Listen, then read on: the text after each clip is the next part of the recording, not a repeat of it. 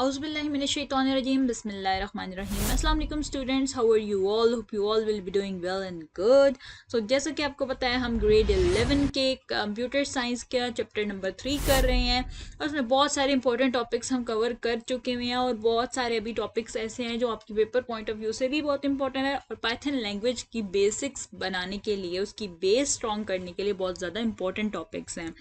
जैसे कि आपको पता है लास्ट वीडियो में हम लोगों ने पाइथन की इनपुट आउटपुट कमांड्स जो हैं उनके बारे में पढ़ा और हमने पाइथन ऑपरेटर्स के बारे में डिस्कस किया था।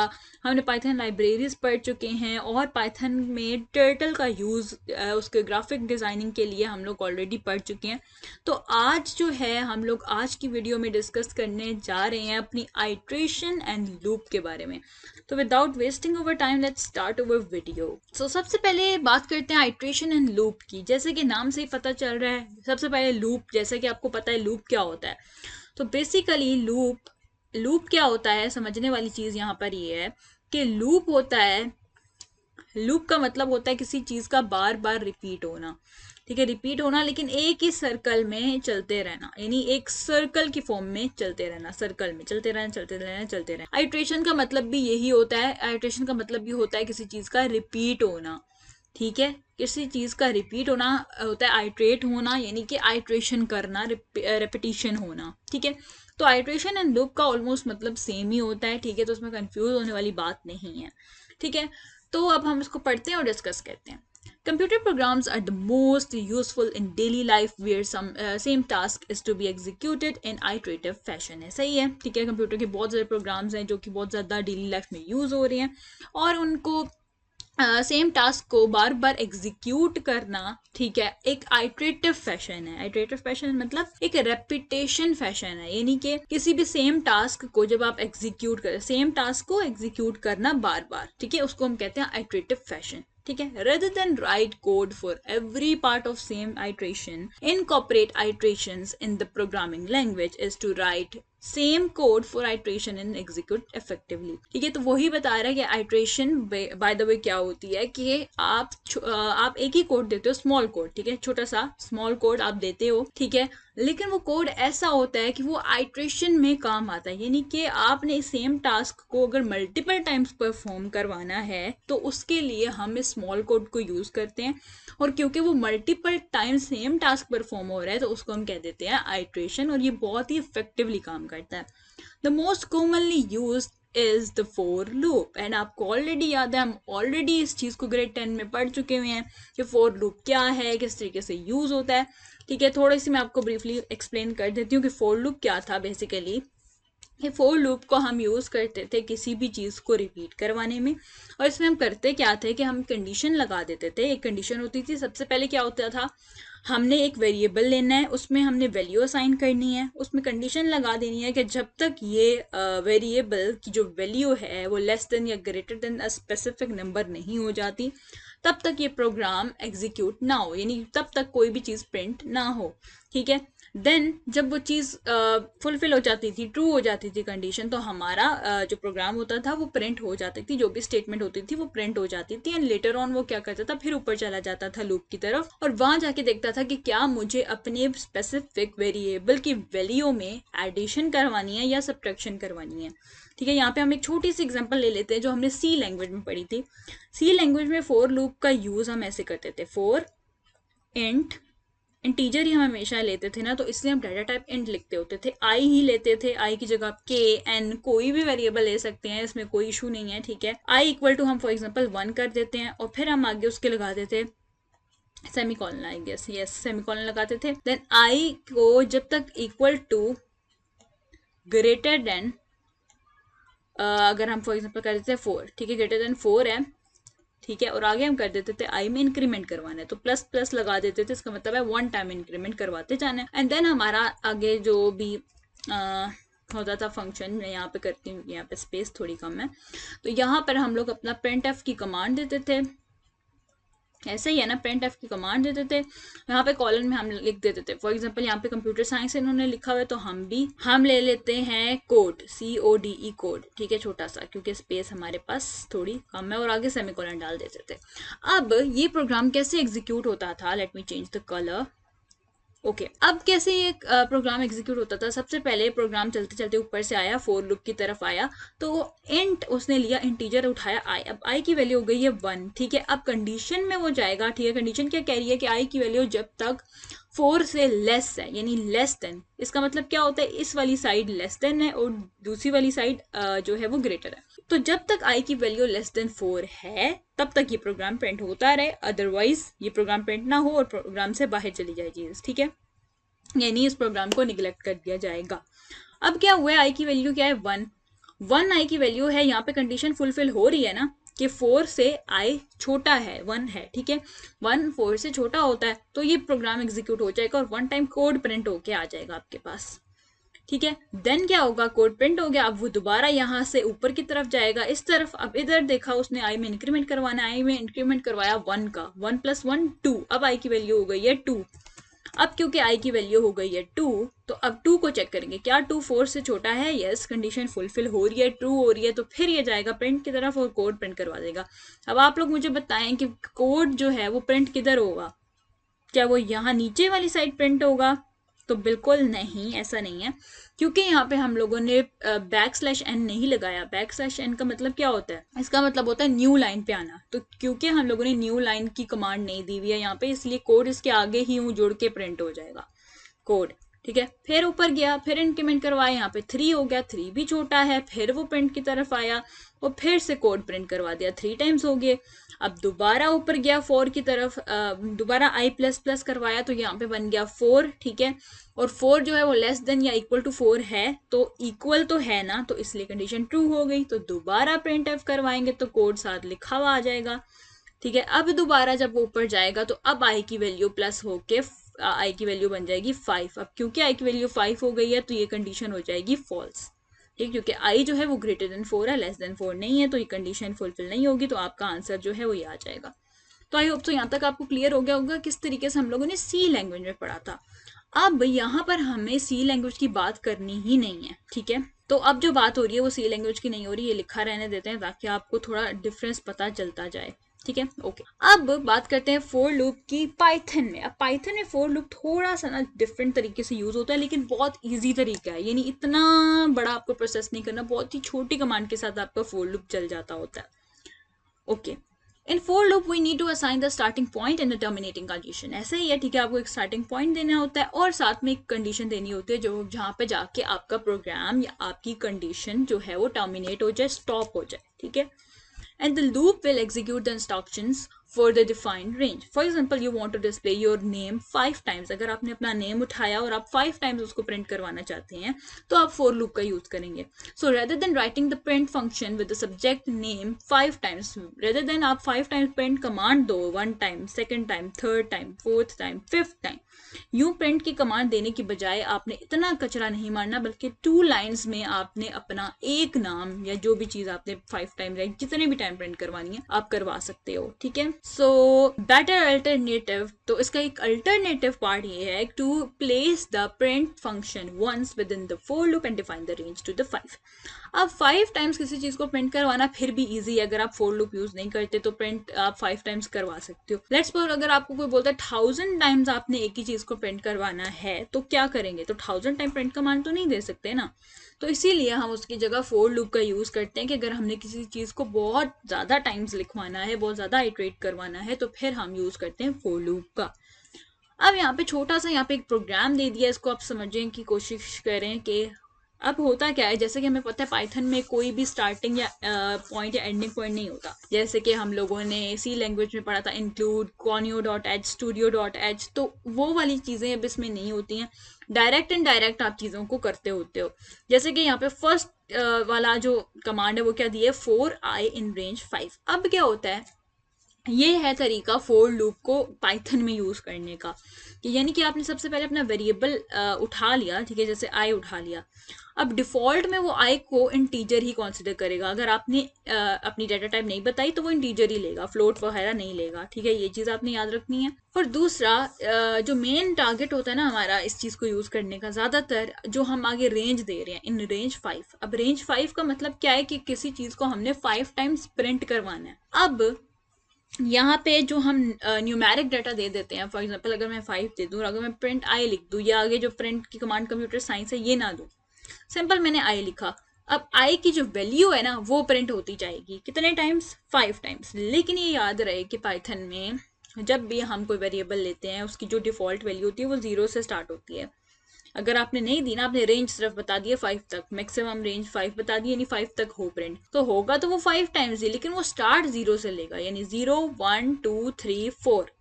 ठीक है, अब ये हुआ 5 टाइम्स ही है, 0 को भी काउंट करने तो ये 5 टाइम टोटल बन जाता है, लेकिन वो 0 से स्टार्ट होगा, यानी 5 नहीं आएगा बाद में।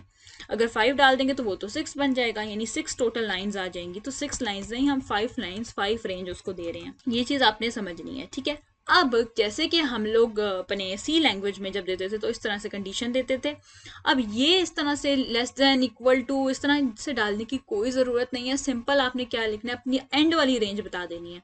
4 तक प्रिंट करवाना है तो यहाँ 4 लिख दो, 5 तक प्रिंट करवाना है तो यहाँ 5 लिख दो, तो बस आपने सिंपल अपनी एंड वाली रेंज दे देनी है, ये चीज़ हो गई।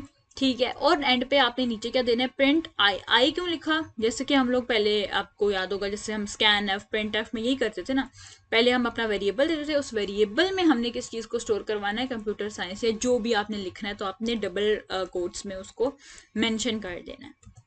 तो आई होप सो यहाँ तक आपको क्लियर हो गया होगा कि किस तरीके से फोर लूप यूज करना है। इसको हम जाके एक बार कोडिंग में भी देख लेते हैं। तो यहाँ पर मेरा एक छोटा सा प्रोग्राम है जिसको हम कंसिडर कर रहे हैं कि फोर लूप हम लोगों ने दिया, ठीक है, फोर आई इन रेंज, और आगे मैंने 5 दे दिया जैसे कि उसने यहाँ पे मेंशन किया था, और आगे कॉलन भी आता है, ठीक है, ये याद रखनी है बात। फिर प्रिंट आई करवा दिया और कंप्यूटर को हमने प्रिंट करवाना है, रन करते हैं, एंड दिस इज हाउ आपका ये प्रिंट होके आ जाएगा। ठीक है, तो ये 5 टाइम, देखिए कंप्यूटर कंप्यूटर कंप्यूटर 0 से लेके 4 टाइम, ये 5 टाइम टोटल प्रिंट हुआ है। ठीक है, तो दिस इज हाउ आप प्रिंट करवा सकते हो। और इसमें एक और चीज़ समझने वाली ये है कि जैसे कि आपने देखा कि मैंने अभी डबल कोड्स कर दिए। अब डबल कोड्स में या सिंगल कोड में दोनों तरीकों से दे दोगे तो आपका पाइथन प्रोग्राम इस चीज़ को एक्सेप्ट कर लेता है और वो प्रिंट करके आपको चीज़ें दे देगा, जैसे कि अब डबल कोड्स में भी प्रिंट हो रहे हैं और पहले की तरह सिंगल कोड में भी प्रिंट हो रहे थे। तो यहाँ तक आपको हाई होप से समझ आ गया होगा कि आप एक रेंज देकर भी अपना प्रोग्राम प्रिंट करवा सकते हो। अब चलते हैं नेक्स्ट। अब नेक्स्ट यहाँ पे उसने बात क्या की है, इसको पढ़ते हैं। The output reflect that by default. ठीक है, अब जो आउटपुट है वो डिफॉल्ट में क्या है कि the index I of the for loop starts with 0। जो इंडेक्स आई है ना, डिफॉल्टली वो स्टार्ट होता है 0 से। ठीक है, जैसे कि मैंने आपको बताया विद द स्टेप ऑफ 1, यानी एक एक का स्टेप लेता जाता है और 0 से वो स्टार्ट होता है। Alternatively we can define the starting point, और अगर हम चाहें तो हम खुद से भी डिफाइन कर सकते हैं कि स्टार्टिंग पॉइंट 0 ना हो या कोई और हो, 1 हो, 2 हो, 3 हो। ठीक है, और इसी तरीके से हम टर्मिनेटिंग कंडीशन को भी अपने से डिफाइन कर सकते हैं along with the step size, और हम स्टेप का साइज भी बता सकते हैं कि कितने टाइम्स हो, 5 टाइम्स हो, 10 टाइम्स हो, 11 टाइम्स हो, या उनमें जो गैप है वो कितना हो, 1 का गैप हो, यानी अगर फॉर एग्जाम्पल 0 है, 0 के बाद 2 आए, 1 ना लिखा हुआ है, या 2 के बाद 5 आए। तो इस तरीके से हम लोग अपनी कमांड्स खुद से भी दे सकते होते हैं, डिफाइन कर सकते होते हैं। ठीक हो गया। Here another example important aspect to note is indentation of the code. अच्छा, आइडेंटेशन ऑफ कोड अब क्या होती है ये मैं आपको भी बताती हूँ। ठीक है, कि अब इसमें बहुत ज़्यादा इंपॉर्टेंट चीज़ ये होती है आइडेंटेशन। Identification which not only provides better readability and visibility of the code as the lines or code increases but also helps in outline the composition of the code and ultimately the overall program. अब इसका क्या मतलब है कि जो identification है वो आपको बताती हूँ क्या होती है। आइडेंटिफिकेशन सबसे पहले क्या है, वो आपके प्रोग्राम की रीडेबिलिटी और विजिबिलिटी को बहुत ही इफेक्टिव बनाती है, यानी कि आपका कोड देखने में बहुत ज़्यादा अच्छा लगता है, और दूसरा वो ओवरऑल जो प्रोग्राम होता है वो देखने में अच्छा लगता है, उसको पढ़ना इजी होता है, उसको समझना इजी होता है। ना सिर्फ ये बल्कि इसी से आपका प्रोग्राम सही से रन होता है, अदरवाइज आपको आइडेंटिफिकेशन एरर मिलता होता है। Identification is nothing but the sequence of your code, but the blocks of your code. जैसे फॉर एग्जाम्पल जैसे हम बात करें फोर लूप की, ठीक है, अब फोर लूप की प्रॉपर कोडिंग के लिए आपने फोर लूप को एक ब्लॉक दे देना होता है। जैसे फोर लूप अगर यहाँ से स्टार्ट हो रहा है तो नेक्स्ट लाइन जो है ना, लाइन नंबर 2, वो उसका जो भी कोड होगा, जो भी स्टेटमेंट होगी फोर लूप के अंदर जानी है ना। प्रिंट का जो हमने फंक्शन प्रोसेस करवाना है, ठीक है, जो रन करवाना है, एग्जीक्यूट करवाना है, वो फोर लूप के साथ रिलेट कर रहा है ना, उसके साथ रिलेशन है, उसका कनेक्टेड है उसके साथ, और उसका पार्ट है। तो जो चीज़ जिसका पार्ट है वो उसके अंडर आएगी, जैसे कि हम लोग अपने सी लैंग्वेज में यूज़ करते हैं। फॉर एग्जांपल जैसे मैंने यहाँ पे आपको दिखाया था कि फोर लूप के बाद हम लोग क्या करते थे, यहाँ फ्लोर ब्रैकेट दे देते होते थे, ऐसे ही था, टॉवर ब्रैकेट देते तो उसके अंदर करते थे। तो ये क्या है, एक आपने ब्लॉक बना दिया है, फोर लूप को एक जगह दे दिया, एक स्पेस दे दिया, एक ब्लॉक प्रोवाइड कर दिया, इसी के अंदर उसकी सारी कंडीशन, इसी के अंदर उसके सारी प्रिंट कमांड्स आप देते होते हो, ठीक है। पाइथन में क्या होता है, पाइथन में आप वो चीज यूज नहीं करते, पाइथन में आप फ्लोर ब्रैकेट यूज नहीं करते बल्कि स्पेसेस यूज करते हो। तो स्पेसेस आपको हेल्प करती हैं आपके प्रोग्राम को सेट करने में और आपके प्रोग्राम को इफेक्टिवली एग्जीक्यूट करने में बहुत ज़्यादा ये काम आती हैं। तो इनके ना कुछ रूल्स होते हैं, अगर आप वो चीज़ उस तरीके से नहीं करते हो तो आपका प्रोग्राम रन नहीं होगा। जैसे आप देखें यहाँ पे उन्होंने स्पेसेस दी हुई हैं, इस स्पेस का मतलब क्या है कि जो अगली ये वाली लाइन है ना, ये ऊपर वाले लाइन के अंदर का पार्ट है, यानी ऊपर फोर लूप लगा हुआ है, ठीक है, तो फोर लूप के अंदर का पार्ट क्या है, प्रिंट, तभी ये प्रिंट होगा, अदरवाइज आपको ये आइडेंटेशन एरर दे देगा। तो आइडेंटेशन क्या है, आइडेंटेशन ये सीक्वेंस है, ये ब्लॉकिंग है, ये स्पेसेस हैं, ठीक है, जो आप प्रोवाइड करते हो अपने कोर्स को प्रॉपर रीडेबल और विजिबल बनाने के लिए, और ना सिर्फ विजिबल रीडेबल बल्कि एग्जीक्यूट इफेक्टिवली करवाने के लिए आप इन ब्लॉक्स को, इन स्पेसेस को यूज करते हो। जैसे मैं यहाँ पे एग्जांपल देती हूँ आपको, यहाँ पे आप देख सकते हैं यहाँ पे जो हमने स्पेसेस दी हुई हैं, ठीक है। अब ये जो स्पेस दी हुई है ये रिप्रेजेंट कर रही है कि ये जो पार्ट है लाइन नंबर 2 जो है वो लाइन नंबर 1 का पार्ट है, यानी लाइन नंबर 1 में फोर लूप है तो फोर लूप का पार्ट है ये, तभी ये प्रोग्राम एग्जीक्यूट हो रहा है। लेट्स सपोज मैं आइडेंटिफिकेशन का एरर लेने के लिए मैं यहाँ से ये स्पेसेस हटा दूं, अब ये लाइन अलग बन गई है, अब वो उसको अलग कंसिडर करेगा और इस लाइन को उसको अलग कंसिडर करेगा और इस लाइन को अलग कंसिडर करेगा, जबकि हमें चाहिए कि वो फोर लूप का पार्ट बने। फोर लूप का पार्ट बनाने के लिए हम उसको स्पेसेस देते हैं जिसको हम आइडेंटिफिकेशन कहते हैं, ठीक है। लेकिन अगर हम यहाँ आइडेंटिफिकेशन नहीं कर रहे, हम अलग अलग लाइंस में बस लिखी जा रहे हैं उसको एक ही सीक्वेंस में ऊपर नीचे, हम ये नहीं देख रहे कि हमने स्पेसेस दिए उसका ब्लॉक का पार्ट बनाया, नहीं, हमने उसको ब्लॉक नहीं दिया, हमने उसको स्पेस नहीं दी, बल्कि हम ऐसे ही लिखी जा रहे हैं, तो देखें क्या होता है।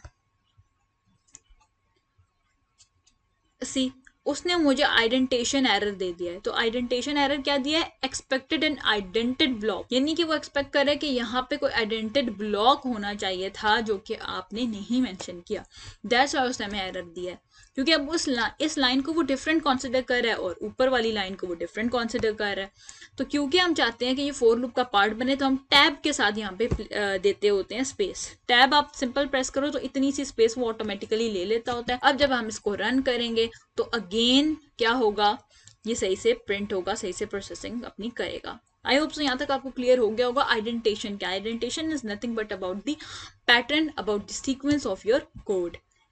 अच्छा, आगे चलते हैं अपने इसी लाइन पे और पढ़ते हैं कि it is quite critical to follow the identification rules in Python. ये थोड़ा सा क्रिटिकल होता है, जाहिर सी बात है, आपने देखा कि हल्की हल्की सी स्पेसेस आपको देनी पड़ती हैं और प्रोग्राम को अच्छे से रन करवाने के लिए, तो ये थोड़ा सा जो है ये क्रिटिकल होता है। As the lines and lines of the code is not correctly identified can result in logical bugs and unforeseen outcome of the program. जैसे कि आपने देखा कि एरर आया था, तो इस तरीके से बग्स और एरर आ जाते होते हैं।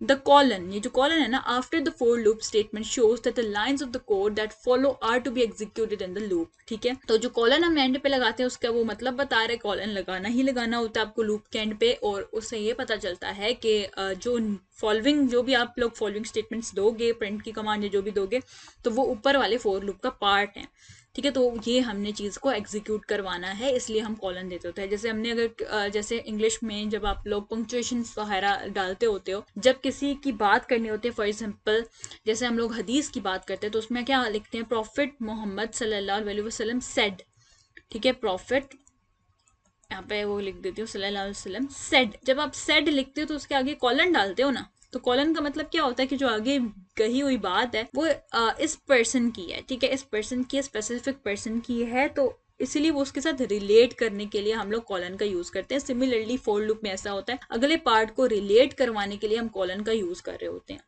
तो ये आपने छोटी सी चीज याद रखनी है।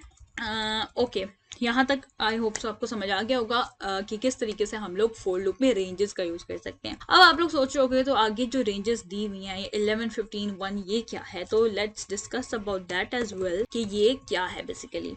अच्छा, अब फोर लूप में आप डिफरेंट रेंजेस प्रोवाइड कर सकते हो, ठीक है, जैसे कि फर्स्ट रेंज देनी, सेकंड रेंज देनी। जैसे हमने बात की थी कि हम स्टार्टिंग और एंडिंग, यहाँ पे हमने बात की थी ना, we can define the starting point and terminating condition. तो यहाँ पे हम वो काम कर रहे हैं, हम एक टर्मिनेटिंग कंडीशन भी दे रहे हैं और हम उसको एक स्टार्टिंग पॉइंट बता रहे हैं। अब जब आपने सिंपल ऊपर एक बार दिया था, इसका मतलब क्या था कि आपका जो आपकी जो लाइंस हैं, जो भी प्रिंट कमांड है, वो कितने टाइम प्रिंट होंगी, 5 टाइम्स प्रिंट होंगी। ये 5 टर्मिनेटिंग है, ठीक है। ये क्या है, ये टर्मिनेटिंग है। स्टार्टिंग पॉइंट वो खुद लेगा डिफॉल्ट में। स्टार्टिंग पॉइंट डिफॉल्ट का क्या है, 0।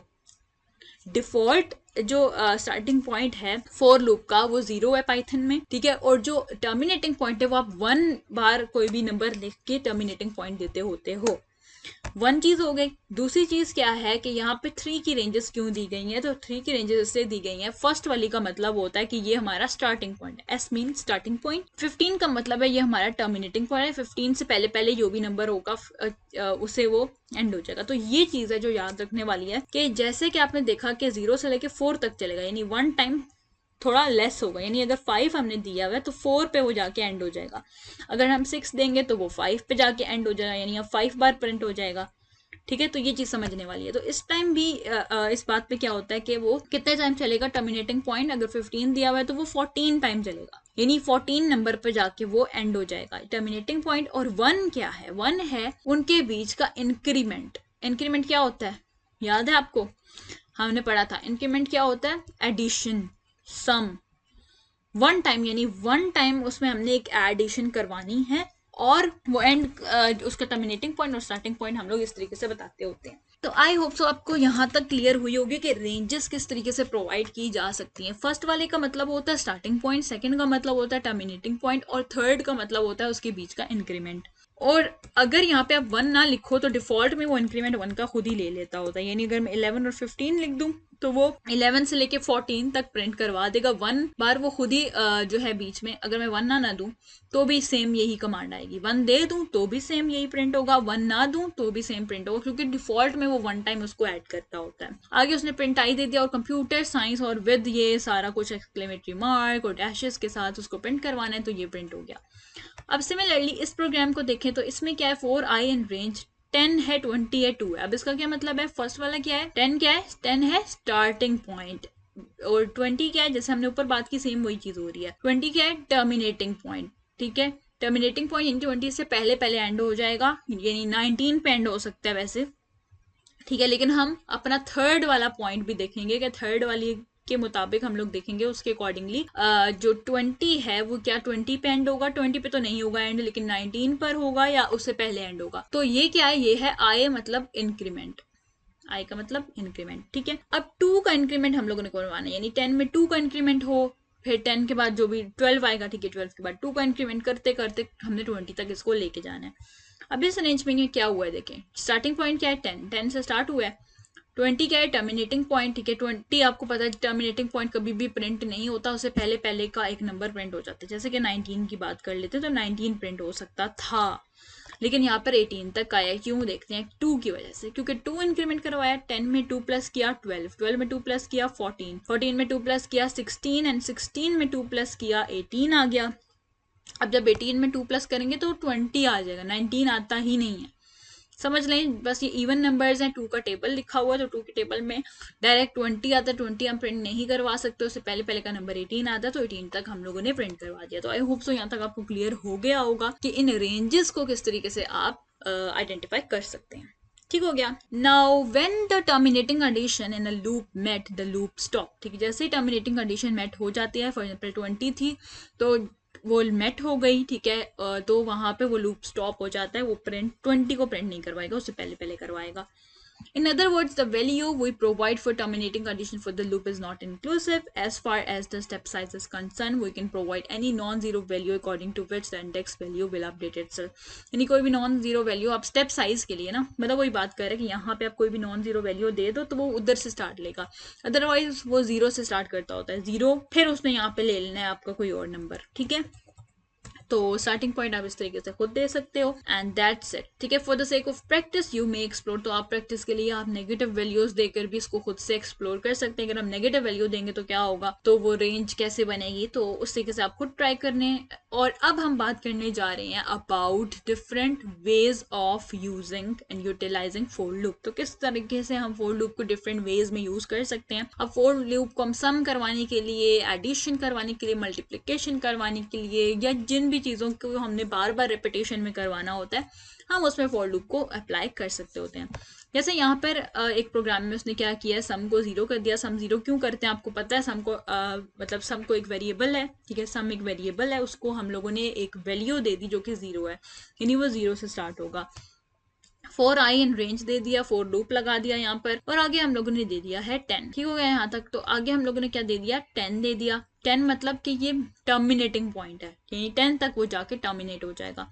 आगे हमने दिया सम का फॉर्मूला लगा दिया कि sum equal to sum plus I plus 1, यानी आई की जो भी वैल्यू होगी उसमें हमने +1 करवाना है और फिर उसको हम सम में ऐड करवाएंगे। फॉर एग्जाम्पल यहाँ पे सम की वैल्यू क्या है, हम इसको ड्राई रन करते हैं कि सम की वैल्यू क्या है 0 प्लस आई की वैल्यू यहाँ पे क्या है 10 है ना। 10 क्या है, एंड वाला पॉइंट है, तो स्टार्टिंग किसे होगी, यहाँ पे यही देखने वाली चीज है कि स्टार्टिंग किसे होगी। तो स्टार्टिंग उसका जो फर्स्ट पॉइंट है, फर्स्ट जो आई की वैल्यू होगी वो अब यहाँ पे क्या लेगा, 0 लेगा। जैसे हमने ऊपर पढ़ा था ना, जो हमने यहाँ पर 5 लिया था, इस केस में जब हमने 5 लिया था तो आई की वैल्यू क्या थी, 0।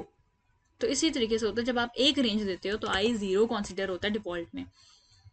तो इसीलिए यहाँ पे आई की वैल्यू 0 होगी +1। अब जब इसको +1 करवाएंगे, सारा कुछ ऐड करो तो सम की वैल्यू हो गई है 1। ठीक है, 1 हो गई है। अब प्रिंट हमने क्या करवा दिया, the sum of first positive number is sum. ठीक है, the sum of first positive number, positive number जो है वो क्या है, सम है। द फर्स्ट पॉजिटिव नंबर का जो सम है वो सम है, सम की वैल्यू है। अब यहाँ पे तब तक ये वाला प्रिंट कमांड रन नहीं होगी, ठीक है, जब तक ये चीज फॉल्स, सॉरी, ये चीज जो है जब तक फॉल्स नहीं हो जाएगी ना, ये वाली स्टेटमेंट, तब तक ये प्रिंट नहीं होगा। क्यों, क्योंकि अब आप देख सकते हैं इसकी आइडेंटिटेशन कैसे दी गई है। आइडेंटिटेशन कैसी है कि फोर लूप के अंदर का पार्ट नहीं है, ये फोर लूप के बाहर का पार्ट है। ठीक है, तो इसीलिए ये सारा जब तक नहीं हो जाता फुलफिल, तब तक ये कमांड रन नहीं होगी। ठीक हो गया, बहुत ज्यादा कचरा मच गया, 1 मिनट। ओके, यहाँ तक क्लियर हुई बात। ठीक है, तो इस तरीके से ना उसमें इंक्रीमेंट होता जाएगा। अब क्या हुआ, सम की वैल्यू जो है होगी ये 1। सम की वैल्यू 1 हो गया, तो यहाँ पे पुट करते जाएं सम, इसको लिखा रहने देते हैं और फिर इसका आगे करते हैं। ओके, सम इक्वल टू, सम की वैल्यू क्या है 1 प्लस आई की वैल्यू क्या है 0 थी, अब आई की वैल्यू हो गई है 1 + 1, तो ये कितना हो गया 3।